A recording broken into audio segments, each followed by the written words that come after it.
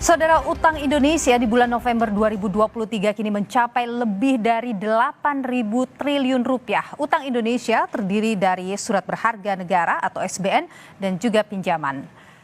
Dikutip dari data APBN kita Kementerian Keuangan, utang Indonesia di era pemerintahan Jokowi bisa Anda lihat, saudara, dari data berikut ini. Di tahun 2014 saat awal menjabat, utang Indonesia 2.608 triliun rupiah lebih.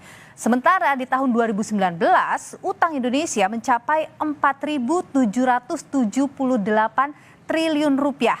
Nah, saudara, per bulan November 2023, utang Indonesia sudah mencapai 8.041 triliun rupiah. Lalu saudara, bagaimana rasio utang Indonesia dengan PDB atau produk domestik bruto, atau secara sederhana, bagaimana gambaran kemampuan pemerintah untuk melunasi utang-utangnya? Sekadar gambaran saudara, produk domestik bruto atau PDB merupakan jumlah nilai dan barang dan jasa akhir yang dihasilkan seluruh unit ekonomi. Di tahun 2014, rasio utang Indonesia terhadap PDB adalah 24,7%. Di tahun 2019 mencapai 30,6%. Sementara menurut data IMF hingga Oktober 2023 mencapai 39%. Lalu dengan angka 39% itu, apakah masih termasuk aman? Kita akan bahas usai tayangan berikut ini. 8, silakan. Posisi utang Indonesia kini telah mencapai 8.000 triliun rupiah lebih. Jumlah ini meningkat signifikan dibandingkan 2014 saat Presiden Jokowi baru saja menjabat. Dikutip dari data APBN kita Kementerian Keuangan, utang Indonesia di era pemerintahan Jokowi bisa Anda lihat dari data berikut. Di tahun 2014 saat awal menjabat, utang Indonesia 2.608 triliun rupiah lebih. Sementara di tahun 2019, utang Indonesia mencapai 4.778 triliun rupiah. Sementara di bulan November 2023, utang Indonesia sudah mencapai 8.041 triliun rupiah. Rasio utang Indonesia dengan PDB atau produk domestik bruto secara sederhana adalah gambaran kemampuan pemerintah untuk melunasi utang-utangnya. Sekedar gambaran, produk domestik bruto atau PDB merupakan jumlah nilai dan barang dan jasa akhir yang dihasilkan seluruh unit ekonomi. Di tahun 2014, rasio utang Indonesia terhadap PDB adalah 24,7%. Di tahun 2019 mencapai 30,6%. Sementara menurut data IMF hingga Oktober 2023 mencapai 39%. Kami kutip dari Kompas.com, staf khusus Menteri Keuangan bidang komunikasi strategis Justinus Prastowo menyebut, utang Indonesia berasal dari pembangunan infrastruktur, membiayai pendidikan dan kesehatan yang dalam jangka panjang akan menghasilkan dampak berlipat untuk generasi mendatang. Direktur Center of Economic and Law Studies atau CELIOS, Bima Yudhistira menilai, salah satu penyebab bengkaknya utang pemerintah adalah belanja yang kurang cermat. Selain itu, meski rasio utang pemerintah kerap kali disebut aman, tetapi kenyataannya menurut Bima justru ada porsi besar yang habis hanya untuk membayar bunga utang. Ini memiliki beberapa penyebab. Salah satunya adalah klaim bahwa utang digunakan untuk sektor produktif. Faktanya, sebagian besar belanja pemerintah, khususnya pemerintah pusat, 497 triliun dalam APBN 2023 itu untuk pembayaran bunga utang. Artinya menerbitkan utang untuk membayar bunga utang dan pokok utang jatuh tempo. Kemudian belanja pegawai, belanja barang itu pun porsinya cukup besar. Sehingga tidak benar bahwa kenaikan utang berkorelasi dengan kenaikan dari sektor usaha yang produktif.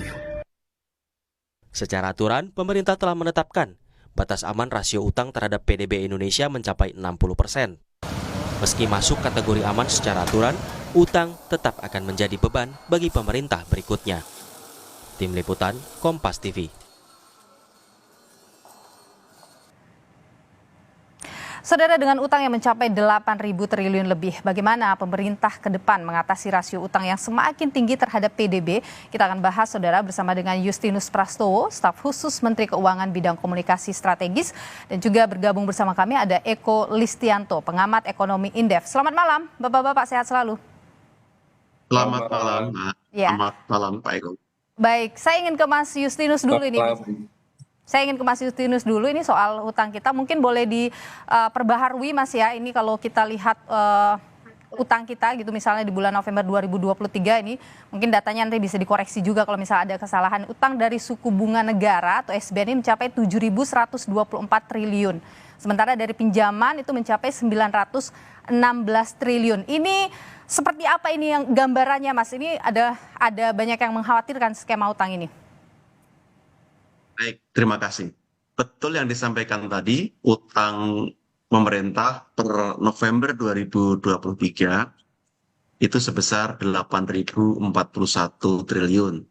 Tapi kita juga melihat proporsinya tadi disampaikan, yang berupa surat berharga negara itu sekitar 72% atau 7.124 triliun. Artinya ini bukan berupa pinjaman seperti dulu di zaman Orde Baru, melainkan surat berharga yang dipegang oleh publik.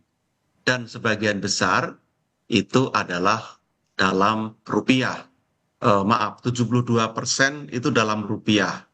Dan hanya 18% dalam falas. Porsi SBN sendiri tadi saya koreksi 89%. Yang pinjaman hanya 11%. Artinya ini cukup aman karena dipegang oleh domestik dalam mata uang rupiah.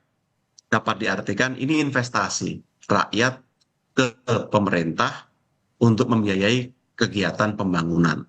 Jadi kami rasa selain rasionya aman, masih di 38%, jauh di bawah 60%, dan cenderung menurun rasionya seiring dengan sehatnya APBN kita, pemanfaatannya pun juga terus diarahkan untuk memenuhi kebutuhan-kebutuhan publik. Oke, ini sebenarnya lebih banyak digunakan untuk apa utang ini, Mas? Ya, utang kalau kita lihat paling tinggi lonjakannya kan di masa pandemi. Kita menarik utang cukup besar, waktu itu bahkan burden sharing dengan Bank Indonesia untuk memastikan dana menangani pandemi itu tersedia untuk kemanusiaan, kesehatan, dan ekonomi. Nah, setelah pandemi kan cenderung turun, baik dari sisi nominal maupun rasionya, penarikannya. Bahkan di tahun ini, Mbak, di bulan ini maksud saya, November, Desember, sudah dapat dilihat di APBN kita, penarikan utang selama tahun 2023 itu bahkan jauh di bawah target. Hanya 345 triliun. Jauh di bawah target sekitar 600 triliun. Artinya ada efisiensi di mana kita bisa melakukan penghematan belanja dan penerimaan pajak kita juga tumbuh dengan cukup baik. Oke, Mas Eko, kalau Anda melihat proporsi utang yang kita miliki ini bagaimana? Iya, kalau saya melihat ya, bagaimanapun angka 8.000 triliun itu tetap menjadi salah satu isu yang penting ya untuk memastikan bahwa ke depan kita memang bisa memenuhi ya kewajiban-kewajiban yang jatuh tempo. Memang benar yang dikatakan Pak Justinus ya bahwa sebagian besar SBN artinya ini bukan utang luar negeri seperti zaman Orde Baru dulu ya. Jadi ada resiko-resiko yang bisa kita mitigasi seperti risiko nilai tukar gitu ya dan beberapa risiko lain, termasuk juga dari sisi istilahnya rata-rata dari jatuh temponya juga masih 8 tahun ya, artinya juga jangka menengah lah kira-kira begitu. Jadi itu juga memberikan confident tersendiri kan begitu ya, tidak tiba-tiba dalam waktu dekat tiba-tiba akan ditagih semua kan nggak begitu juga gitu ya. Itu mungkin juga salah satu yang memberikan istilahnya bahwa dalam konteks ukuran rentanitasnya itu memang ada concern ya karena nilainya besar, tapi juga menurut saya kalau dilihat dari sisi keamanannya ini kita bisa bilang relatif lah gitu ya, relatif masih aman dalam konteks begini Mbak Niluh ya. Jadi kita tetap harus menjaga memaintain makroekonomi kita stabil begitu. Kenapa? Karena kadang-kadang kalau makroekonominya nggak stabil, walaupun rasio terhadap PDB-nya masih sekitar 38% begitu, itu bisa saja ya dalam waktu jangka pendek itu bisa menimbulkan sebuah gejolak di perekonomian begitu. Jadi Anda menekankan di makroekonomi ini yang harus dijaga gitu ya Mas Eko ya? Iya, saya rasa iya, karena tadi ukuran-ukuran yang disampaikan juga itu adalah PDB juga urusan makro begitu. Mm-mm. Walaupun juga harus kita sampaikan ke pemerintah ya bahwa sebetulnya tidak ada konklusif kalau